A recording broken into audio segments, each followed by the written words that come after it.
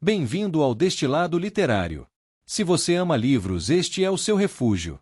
Inscreva-se no canal, curta e ative o sino, para mergulhar em histórias incríveis e ideias que inspiram. Vamos ao destilado de hoje. Uma viagem à Índia por Gonçalo Tavares. Imagine uma viagem que não é exatamente sobre chegar a um destino, mas sim uma espécie de paródia das grandes aventuras do Ocidente. Algo como revisitar os passos de Vasco da Gama, só que com uma boa dose de ironia. É um percurso literário por natureza, em que o próprio caminho vai sendo inventado à medida que se anda. No centro dessa história está Bloom, um tipo que poderia ser chamado de Ulisses moderno. Mas diferente do herói clássico, ele jamais teria sido reconhecido pelos antigos como tal. Eles o ignorariam completamente. Bloom parte de Lisboa sem muito entusiasmo. Ele está em busca de sabedoria, quer esquecer o passado e parece carregar certa raiva daquilo que já viveu. Não parte feliz, mas também não está exatamente infeliz. E, para ele, isso já é um começo. A narrativa nos lembra que todas as viagens, de certo modo, são viagens à Índia. Aquele lugar distante que representa, para o Ocidente, uma esperança de tranquilidade, uma saída para o desconforto constante da alma. Mas essa viagem, em especial, vira tudo ao avesso. Em vez de uma jornada reveladora, se transforma numa epopeia de engano e desilusão. A primeira parada de Bloom é Londres. Ele chega lá sozinho, sem dinheiro, sem conhecidos. Observa a cidade com estranhamento. Conhece alguns homens, que logo cansam com conversas rasas, cheias de lentidão e vaidade. Mesmo assim, sem ter onde se apoiar, ele aceita o convite para acompanhá-los. Depois, descobrimos que a recepção em Londres não foi das melhores. Tentaram roubá-lo, e ele teve que usar um pouco de diplomacia e, quando necessário, os punhos, para se defender. De lá, segue para Paris. E é em Paris que surge uma figura marcante, Jean. Um homem que enxerga em Bloom uma força curiosa, alguém que escolhe observar a vida em vez de se deixar arrastar por ela.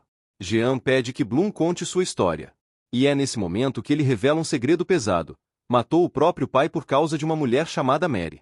As conversas em Paris aprofundam os temas que atravessam a viagem, o papel da linguagem como algo que pode tanto aproximar quanto afastar, a memória que nunca está no tempo certo, a vida como uma escrita contínua e a distância entre o que se pensa e o que realmente se faz. Bloom parece carregar o peso de tudo isso no corpo. A ida à Índia não é rápida. Bloom escolhe o caminho mais longo de propósito.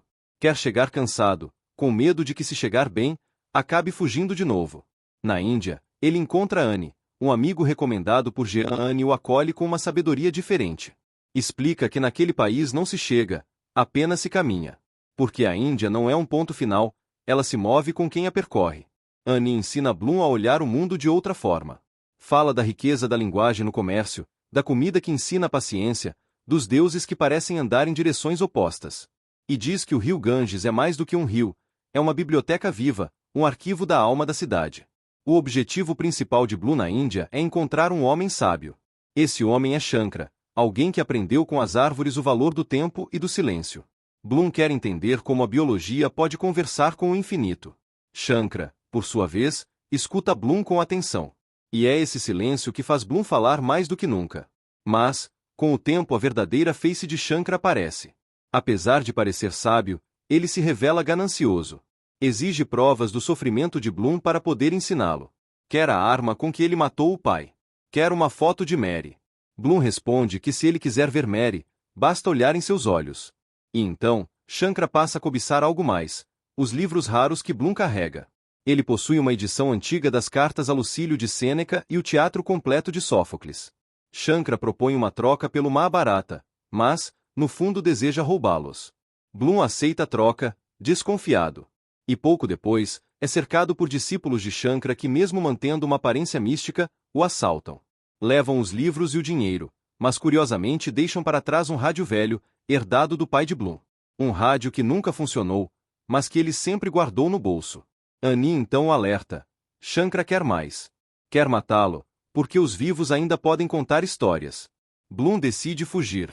Antes de partir, revela que roubou de Shankra a antiga edição do Mahabharata e também uma corrente de ouro.